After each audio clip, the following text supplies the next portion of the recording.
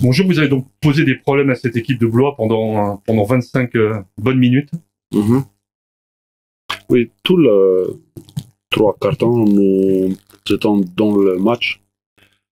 C'était un très fort test pour nous. J'étais content pour jouer contre Blois, une très forte équipe. C'est la préparation jusqu'à le premier, pour moi, un match de préparation jusqu'à le premier match contre Vitré, qui c'est très très important pour nous. Blois, le deuxième mi-temps, il a joué très fort. C'est une victoire claire. Okay? Nous, il faut prendre des choses de ce match et être mieux quand il y a beaucoup de pression. Jouer pareil avec de l'intensité et plus intelligent à l'offense. Qu'est-ce qui a fait qu'à un moment vous avez craqué, vous encaissez un 14-0 à cheval sur le troisième carton et le quatrième carton? Pourquoi est-ce que à ce moment-là vous avez lâché? Est-ce que c'est Blois qui a vraiment appuyé? Est-ce que c'est vous qui physiquement étiez peut-être un tout petit peu moins bien à ce moment-là? Moi, j'attendais la réaction de Blois, mais c'est 14-0, c'était l'important moment dans le match on n'a pas joué bien en l'offense et aussi on a arrêté à jouer en défense comme la première mi-temps. Et ça, c'est il faut jouer à 40 minutes. Le basketball, c'est comme ça. Il y a le up and down. Alors, quand on joue, on n'a pas de bonne solution à l'offense.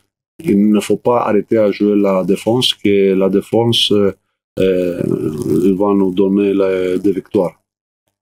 Bon, je sais bien que c'est l'équipe de Tarbes-Lourdes qui vous intéresse, mais est-ce que vous pouvez me dire quand même un petit mot sur cette équipe de Blois? Qu'est-ce que vous en avez pensé ce soir? Blois, c'est une équipe qui joue avec beaucoup d'énergie, beaucoup d'intensité. La deuxième mi-temps, ils ont joué mieux la défense à la balle, en pick and roll. Et aussi, ils ont trouvé de shoot très important. Ils ont de bons shooters.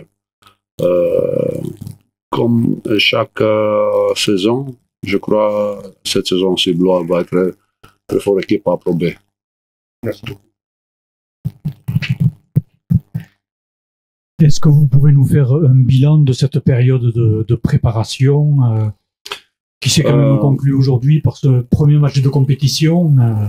Est-ce que vous pouvez nous faire un bilan un peu général? C'était un peu difficile la préparation parce que nous n'avons pas toujours à chaque entraînement des joueurs et quelques blessures, quelques joueurs sont venus plus tard, mais à la fin de préparation, je peux dire que je suis content parce que je vois mes joueurs ils courent beaucoup à l'équipe, ils ont de bonne mentalité. Que je suis très content de travailler avec eux. Je suis aussi très optimiste pour cette saison. Ce soir, c'était un test. Samedi prochain, ce sera un gros test aussi à Vitré. Aujourd'hui, c'était un test, mais samedi, ce n'est pas un test, c'est la guerre. Qu'il commence, moi, je veux mes joueurs être prêts pour jouer 40 minutes pour gagner le match. D'accord. Merci, Chris. Merci beaucoup. Bon, Michael, la qualification est incontestable, mais elle n'a pas été facile. Vous avez été accroché pendant 25 minutes par cette équipe de Tarbes-Lourdes. Ouais, même 30, une trentaine de minutes. Non, mais après, chez les deux garçons, c'est une équipe qui joue bien au basket, qui se passe bien la balle, qui, offensivement, a plusieurs options différentes, essaie de faire une certaine discipline sur demi-terrain. Puis on connaît un garçon comme Rémi Lesca qui est capable de tirer de loin, le petit Riquin également, donc Nikolic également. Donc je savais très bien que si on n'était pas très sérieux, qu'on allait se faire bouger, et c'est ce qu'on a vu pendant 20 minutes. La première période est horrible. Offensivement, on se respecte même pas. on ne respecte pas ce qu'on veut mettre en place, etc. Donc c'était une bouillie de basket. Deuxième mi-temps, c'était un peu mieux parce que défensivement, on a monté le son un petit peu, puis offensivement, on a trouvé beaucoup plus de diversité, notamment dans le dernier quart-temps où je crois on met 27 points dans le dernier quart-temps. Donc voilà, il y a de la variation entre le jeu intérieur et le jeu extérieur, donc c'était mieux.